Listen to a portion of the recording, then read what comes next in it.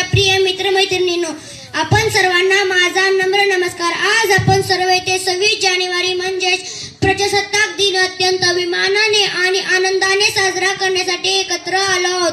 आजचा दिवस आपल्या भारत देशाच्या इतिहासातील सुवर्ण दिनी आहे, कारण 26 जानेवारी 1950 रोजी आपले संविधान लागू झाले आणि भारत एक लोकशाही प्रजासत्ताक राष्ट्र बनला। आपल्याला 15 ऑगस्ट 1947 रोजी स्वातंत्र्य मिळाले, पण स्वातंत्र्य टिकवण्यासाठी नियम, कायदे आणि शिस्त आवश्यक होती। म्हणूनच डॉक्टर बाबासाहेब आंबेडकर यांच्या नेतृत्वाखाली जगातील सर्वात मोठे आणि महान असे भारतीय संविधान तयार करण्यात आले। हे संविधान आपल्याला स्वातंत्र्य, समता, बंधुता आणि न्याय या मूल्याची शिकवण देते। आजच्या दिवशी आपण महात्मा गांधी, भगतसिंग, सुभाषचंद्र बोस आणि असंख्य स्वातंत्र्य सैनिकांचे स्मरण करतो। त्यांच्या त्यागामुळेच आज आपण मोकळ्या वातावरणात शिक्षण घेऊ शकतो आणि आपले भविष्य घडवू शकतो।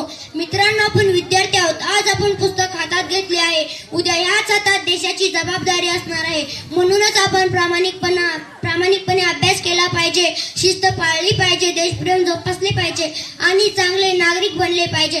चला तर मग या पवित्र दिवशी आपण एक संकल्प करूया की आपण आपला देश स्वच्छ ठेवू, नियम पाळू, एकमेकांचा आदर करू आणि भारताला विकसित राष्ट्र बनवण्यासाठी सदैव प्रयत्नशील राहू। माझे भाषण संपण्यापूर्वी मी पुन्हा एकदा सर्वांना प्रजासत्ताक दिनाच्या हार्दिक शुभेच्छा देते। जय हिंद।